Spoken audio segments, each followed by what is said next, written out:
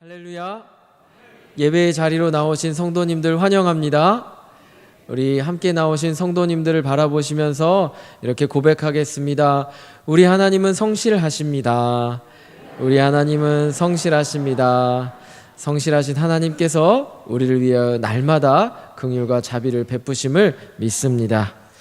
오늘 하나님께서 주시는 말씀 스가랴 12장 10절로 13장 6절의 말씀을 통하여 죄를 없이 하시는 하나님의 성실이라는 제목으로 말씀을 나눕니다. 결실의 계절입니다. 이제 신방을 하면서 성도님들 가정에서 차려주신 과일을 먹으면 과일이 참 달고 맛있습니다. 성도님들께서 과일을 먹으시면서 이야기를 나누시는 것을 들어보니 올해 과일이 다 맛있다고 늘 하십니다. 무더운 여름을 이겨낸 과일들이 더없이 아름답고 귀한 맛을 내나 봅니다. 그 귀한 맛을 가진 열매를 내기 위하여서 또 이런 농업 종사자들께서 얼마나 수고가 많으셨을까요? 성실한 농부의 수고가 있었기에 우리가 맛있는 열매를 맛볼 수 있습니다. 이 열매를 내는 농부의 성실함은 어디서 비롯되었을까요? 야고보서 1장 17절 말씀은 이렇게 말씀합니다. 온갖 좋은 은사와 온전한 선물이 다 위로부터 빛들의 아버지께로부터 내려오나니 아멘. 농부의 성실함은 바로 하나님의 성실하신 성품에서 기인합니다. 오늘 우리는 우리의 삶과 온 우주를 지탱하는 하나님의 가장 근본적인 속성인 성실하심을 묵상하고자 합니다. 히브리어로 이 성실은 에무나라고 표현합니다. 우리가 아멘 할 때 그 어근이 되는 아만에서 파생된 단어입니다. 이 성실은 견고함, 지탱하는 힘, 그리고 변치 않는 확고부동함이라는 의미가 있습니다. 우리 하나님의 성실은 견고하고 지탱하는 힘이 있으며 변치 않는 확고부동함입니다. 우리가 먼저 기억해보고자 하는 하나님의 성실은 온 우주에 가득 찬 성실입니다. 하나님은 창조 이후로 한 번도 쉬지 않으시고 최선의 능력과 완전한 성실로 창조하신 세계를 다스리셨습니다. 온 우주의 운행이 한치의 오차도 없이 유지될 수 있음은 하나님께서 그 천체들이 각 자리에 있을 수 있도록 궤도를 이탈하지 않도록 그 힘을 조율하셨기 때문입니다. 하나님은 지구에서 생명이 살아갈 수 있도록 환경을 성실하게 유지하셨습니다. 하나님은 지구가 태양을 공존하게 하시어 올 한 해도 봄과 여름과 가을 그리고 겨울을 허락하셨습니다. 그리고 하나님은 지구가 스스로 자전을 하게 하시어 매일의 낮과 밤을 허락하셨습니다. 하나님이 창조하신 그 질서 속에서 생명들이 날마다 살아갑니다. 온 땅의 생명들에게 허락된 하나님의 은총입니다. 누군가 보기에 마치 정교하게 제작된 시계가 완성된 후에 태엽을 감은 후 스스로 돌아가듯 세상이 돌아간다고 여길 수 있겠지만 하나님은 창조하신 이후 세상을 한 번도 그대로 둔 적이 없으십니다. 하나님은 온 우주의 질서가 유지될 수 있도록 날마다 성실하게 일하십니다. 이 하나님의 성실하심은 온 우주라는 보편 세계뿐만 아니라 이 땅의 생명 하나하나에게도 적용이 됩니다. 하나님은 각 생명마다 그 생명에 걸맞는 삶을 허락하셨습니다. 이 땅의 수많은 생명들이 각 생김새를 갖고 하나님의 창조 목적에 맞게 그 특성과 역할을 하며 살고 죽고 또 세대를 이어 존속합니다. 사람도 그러하여서 사람마다 다른 모습과 성격과 재능을 갖고 각기 삶을 펼쳐갑니다. 하나님은 그 모든 인생이 이 땅에서 생명으로 살아갈 수 있도록 성실하게 일하고 계십니다. 그래서 오늘 하나님의 말씀은 늘 하나님의 성실하심을 노래합니다. 시편 89편 1절 말씀은 주의 성실하심을 내 입으로 대대에 알게 하리라 라고 하며 하나님의 성실하심을 찬양하고 있습니다. 이 시간 우리도 하나님의 성실하심을 찬양하길 원합니다. 특별히 하나님께서 우리를 죄로부터 멀리하시기 위해 베푸시는 성실하심을 찬양하길 원합니다. 하나님은 우리에게서 죄를 없이 하시기 위해 성실하게 일하시는 하나님이십니다. 그리고 이것은 우리를 향한 하나님의 특별한 은총입니다. 우리를 죄 없이 하시는 하나님의 성실은 회개할 수 없는 마음에 회개할 수 있도록 간구하는 심령을 부어주시는 은총으로부터 시작됩니다. 스가랴 12장 10절의 말씀은 하나님께서 다윗의 집과 예루살렘 주민에게 은총과 간구하는 심령을 주시겠다고 약속하십니다. 여기서 간구는 하나님께 드리는 간절한 호소와 탄원을 의미합니다. 간구하는 심령을 받을 때 무엇을 간구하게 되겠습니까? 소유를 간구할까요? 아닙니다. 죄와 더러움으로부터 나를 구해달라고 간구하게 됩니다. 십자가를 바라보며 애통하게 된 것도, 내가 모든 죄악으로부터 멀어질 수 있는 이유도 하나님의 성실하심 때문입니다. 우리는 스스로 죄를 깨닫고 돌이키는 존재가 아닙니다. 우리가 죄를 깨닫고 애통할 힘조차 없을 때 하나님께서 은혜의 영을 부어주셔서 우리를 돌이키게 하셨습니다. 우리의 모든 회개는 하나님이 우리를 죄로부터 멀리하기 위해 성실하게 일하신 분명한 증거입니다. 우리 성도님들 회개하실 수 있으십니까? 아멘. 하나님께서 간구하는 심령을 부어주셨음을 믿으시기 바랍니다. 우리가 간구하는 심령을 받을 때 하나님께서는 그 자녀들이 그들이 찔러 죽인 그를 바라보고 독자를 위하여 애통하듯 하며 장자를 위하여 통곡하듯 회개하게 될 것이라 말씀하십니다. 여기서 애통은 사람이 죽었을 때 통곡하는 깊은 슬픔입니다. 장례식에서 고인과 이별을 슬퍼하며 아파하는 마음입니다. 그런데 고인의 별세의 이유가 나를 살리기 위함이라면 우리의 마음이 얼마나 더 애통하겠습니까? 기쁘면서도 슬프고 감사하면서도 죄스럽고 다행이면서도 안타깝고 어쩔 수밖에 없는 죄인이기에, 그래서 기댈 수밖에 없는 유일한 소망이기에 그저 받을 수밖에 없는 은혜 앞에서 우리는 애통하게 됩니다.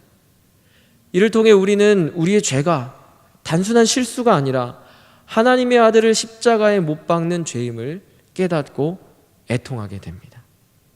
스가랴 12장 11절부터 14절은 유다의 온 땅이 각 집안이 따로따로 애통하게 될 것을 예언하고 있습니다. 다윗의 집안, 곧 정치 지도자를 뜻합니다. 레위인과 시므이 집안, 곧 종교 지도자 등을 뜻합니다. 나라의 모든 계층이 각각의 자리에서 애통하며 회개하는 역사가 일어날 것이라 말씀하십니다. 하나님께서 이 약속을 이루시기 위해 성실하게 일하신다는 약속과 꼭 같습니다. 하나님께서 죄를 없이 하시는 성실하심은 우리 개인뿐만 아니라 이 나라라는 범주 안에서도 이루어집니다. 나라가 죄로부터 멀어지기 위해서는 모든 권력과 영적 지도자들이 각기 각 층에서 간구하는 심령을 받아서 애통해야 합니다.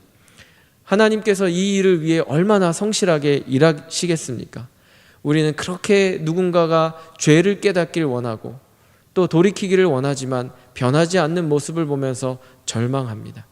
그러나 하나님께서는 한 번도 포기하지 않으시고 끝까지 이 땅에서 모든 사람들이 애통하는 심령으로 회개하기를 위해 성실하게 일하십니다. 각 집안이 따로 애통한다는 것은 공동체의 회복이 교회의 어떤 특별 프로그램이나 사람들의 회집을 통해서가 아니라 하나님께서 성실하게 각 영혼에게 간구하는 심령을 부어주실 때 일어남을 뜻합니다. 하나님은 각 영혼의 애통함을 통하여 공동체의 회개를 이루실 것이라 말씀하십니다. 하나님께서 이 일을 위하여 회개의 영을 각 사람에게 부어주시기 위하여 성실하게 일하십니다. 각 영혼에게 회개의 영을 주신 하나님은 그 각 사람들이 애통함을 보고 그 회개를 통해 죄의 뿌리와 거짓의 근원을 완전히 제거하시는 근본적인 정화의 과정을 이루어 가십니다. 스가랴 13장 1절 말씀은 회복의 날에 죄와 더러움을 씻는 셈이 다윗의 족속과 예루살렘 주민을 위하여 열리리라고 선포합니다. 여기서 더러움을 의미하는 닛다라는 그 단어입니다. 월경, 부정함, 혐오스러움을 뜻합니다. 에스라 9장 11절에서는 우상 숭배로 인해 더럽혀진 땅의 상태를 가리킬 때 이 더럽다라는 표현을 사용합니다.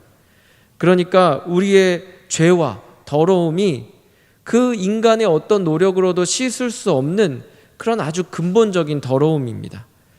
그런데 하나님께서 정결하게 하는 셈을 여시면 그 더러움도 깨끗하게 씻겨간다 말씀하십니다. 이 셈은 스가랴 13장 7절에서 하나님께서 내 목자, 내 짝된 자를 치라 라고 선언하신 그 희생을 통하여서 일어납니다.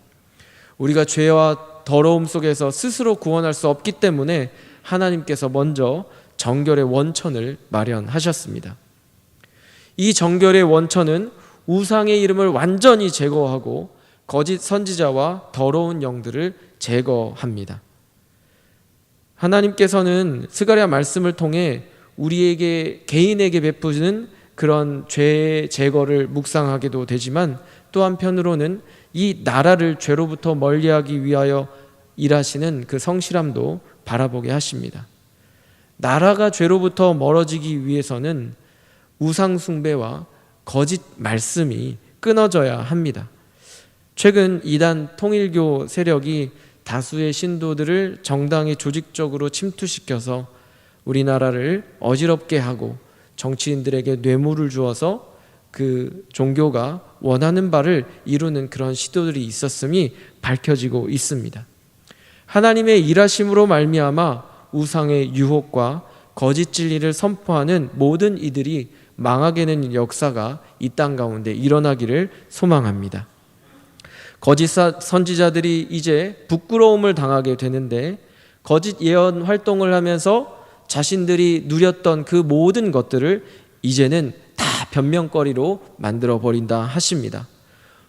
예언 활동을 하면서 몸에 상처를 내며 훈장으로 삼았던 것을 이제는 친구의 집에서 지내다가 다쳤다라고 변명을 하게 되게끔 하나님께서 그들을 그렇게 부끄럽게 만드시겠다 하십니다.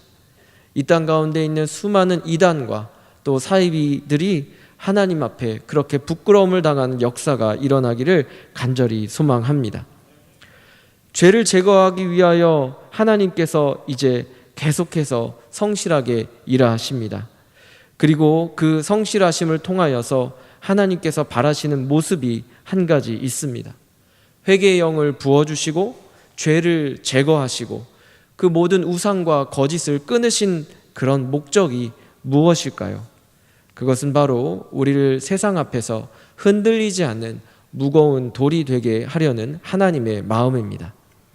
하나님께서는 스가랴 말씀을 통하여 마지막 때에 하나님의 백성을 구원하시고 회복하실 것이라 예언을 하십니다.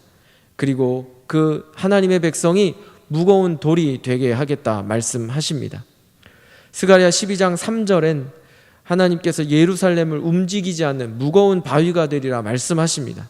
그 바위를 옮기려는 자마다 심한 부상을 입고 마지막 때에 주님의 백성이 더 이상 외부의 세력에 쉽사리 무너지는 그런 존재가 아니라 누구도 함부로 대할 수 없는 강한 존재가 되리라고 말씀하십니다.